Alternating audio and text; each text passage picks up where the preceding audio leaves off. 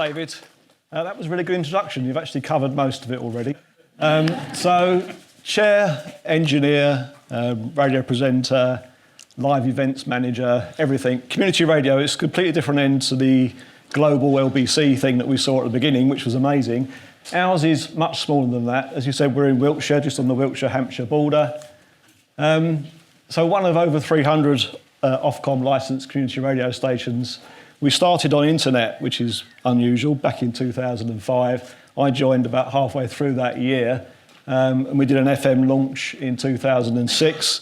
And my first job was to be floor manager at the launch. They got some bands in, and the guy chickened out, and he wouldn't do it, so I had to do the floor manager at the last minute. We've moved around quite a bit. We've had 3 different playout systems. We've had several different engineers, and basically it's had left us with a good system of 2 studios, a prep area, but it got quite complex. Over the years, things didn't work. We patched it back together again. My job is kind of electronics, kind of pre-sales, and the 3 of us, the 3 engineers, tried to keep it going. We were doing okay. But this is what we had back in the day. Quite recently, we had a studio up there, Studio 1, Studio 2, a talk studio linked to Studio 1, and what we call an ingest studio, an office space.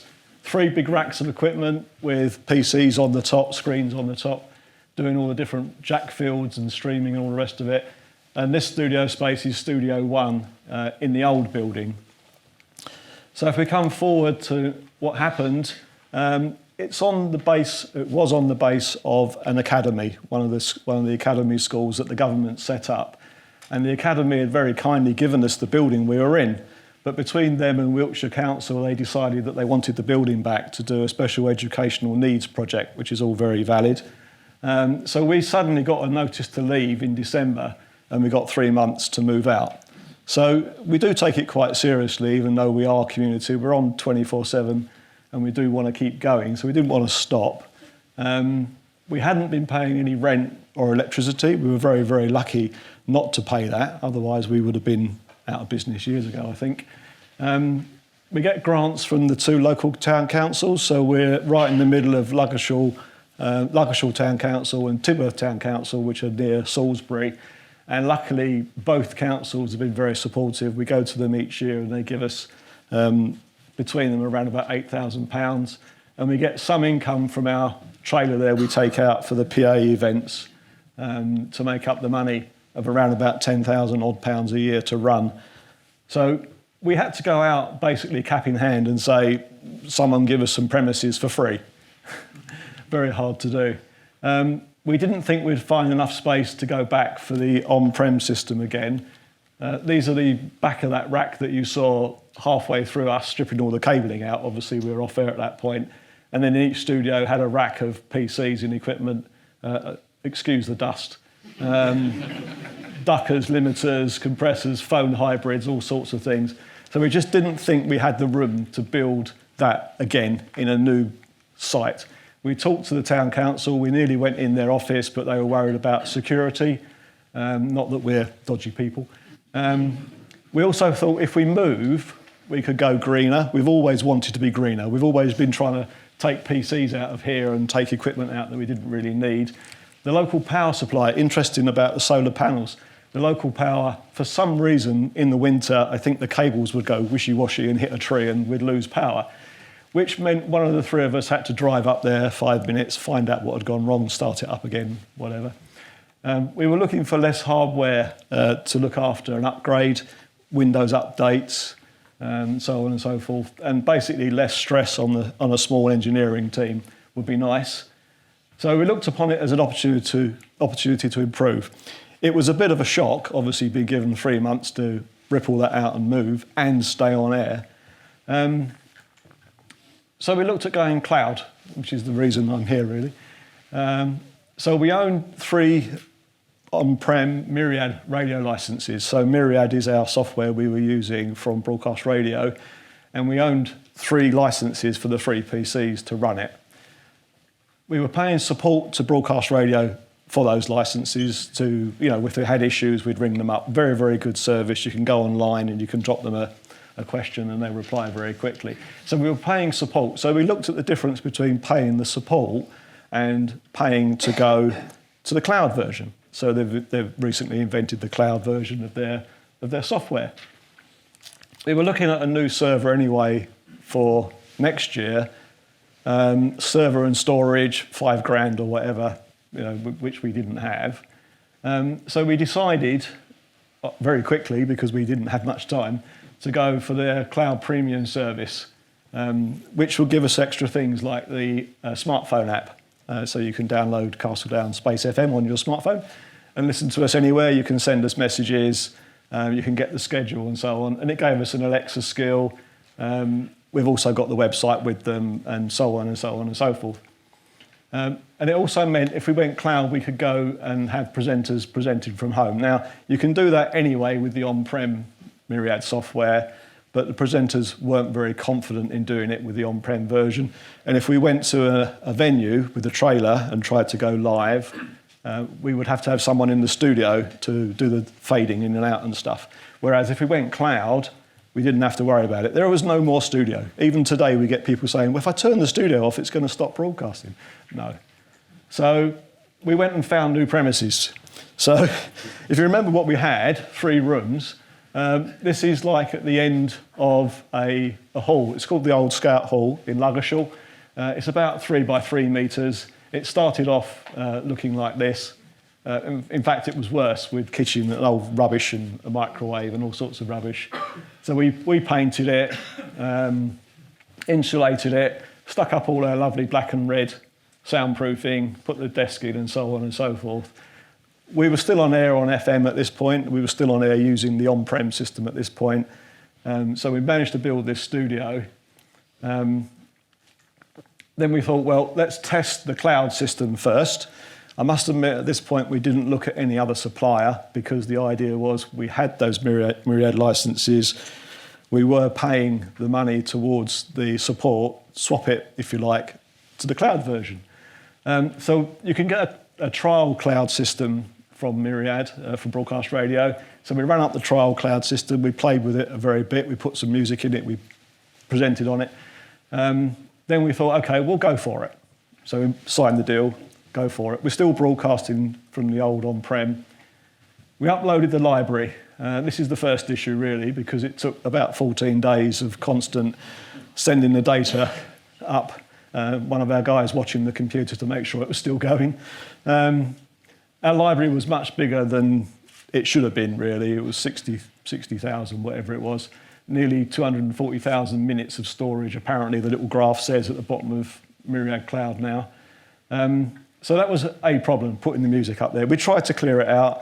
We tend to have daytime shows with general music, magazine shows, I call them, with different presenters. And in the evening, we have specialist shows. So we let them put in like rock, punk, K-pop, if you know what that is, J-pop, all sorts of things.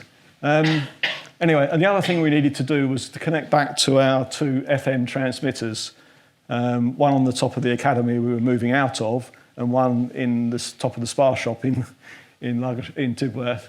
And we bought Sonifex PS Play devices, nice little boxes that receive our stream and give it analog back out again and plug into the FM transmitter. So it kind of goes back to basics at that point.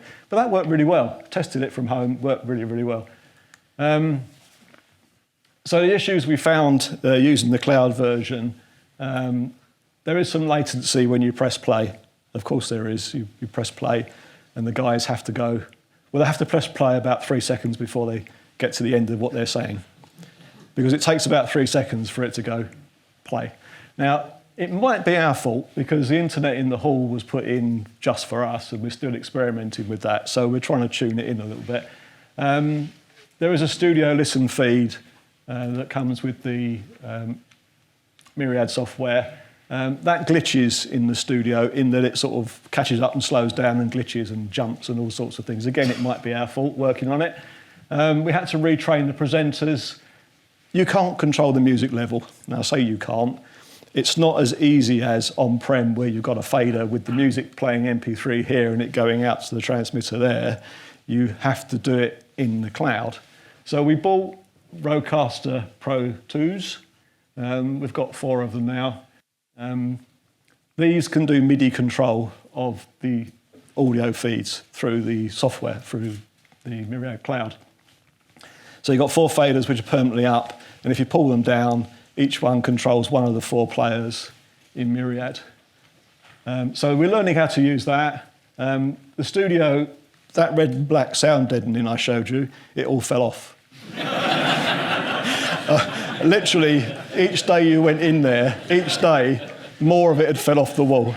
So that got chucked into a cupboard, and we're now looking at this nice modern pine-coloured stuff with the black stuff that everyone loves in their houses. So we need to do that. We were using IRN News for years off satellite dishes. We had 2 satellite dishes in the old building, and we put them on receivers, and we opened a window and it magically played out. We just could not get that to work with the cloud version. We just could not get the timing because we were trying to receive it into a cart and then get the cart to play on the hour. Anyway, we just couldn't get it to work. So we went to Radio News Hub, which sends us a cart or sends us the audio content, which is auto imported into the cart every couple of hours or so. Great service, and they've got additional audio content as well, which we're starting to use, like extended news. They've got a budget program later in the week. That worked really well. So cost-wise, using the on-prem Myriad Pro for support and adding the website and the streaming, we were paying about £1,720 a year. From our budget of about 10, it's quite a lot. The rest of it is all licenses and insurances and stuff. And then afterwards, now, the Myriad Cloud Ultimate, we did go for the biggest one we could get with all the bells and whistles, £2,500, and we pay £31 a month extra storage. So lessons learned. So, as I mentioned earlier, the cloud storage costs more. What they say on our package is you get 20,000 songs, Opus codec. We seem to have far too many songs. So if anyone wants us to look at our library, I'll give you the access and you can get rid of so many songs. But yeah, we need to cut that down because it pains me that we have to pay another £31. But it's something you don't think about when you're on-prem, really. You just have a big terabyte drive or NAS drive or whatever, but in the cloud you have to do storage. It does take a lot longer than you think to make the move and settle. I mean, we were lucky. I went in and cut the cable to the other transmitter and put it back in again, and we would go in within 10 minutes. The shop was easy. We didn't really go off air at all, which is quite amazing.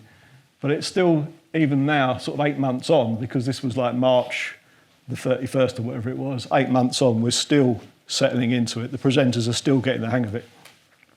But the good thing is it's easy to have home studios. 2 of our presenters have got the Rodecasters at home, and instead of going to the studio, they just turn it on and do it from home. It's just seamless, it just works.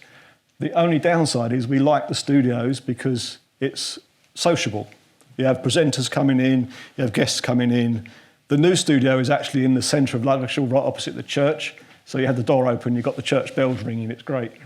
The remote production is the same, so you can do remote productions, like, say, from the trailer. We've broadcast from Tidworth Festival, we've broadcast from the New Forest Folk Festival, if you're anywhere near the New Forest. And that's very easy to do with a dongle or whatever to get internet. Would we go cloud again? So there's always got to be a question at the end. Would we choose to go cloud again if given the choice? We're looking at hybrid. For next year, we may have a plan to try and build our own studio. Woo! Not quite as good as the LBC Global one, but quite good to try and go back to having a traditional, as it says down there, on-prem radio studio with analogue hardware, but still connected to the cloud. So we're just negotiating to talk about that right now. And then that's it. So onwards and upwards, that's me, Colin and Andrew. That's the engineering team of Castledown FM. And thank you for listening.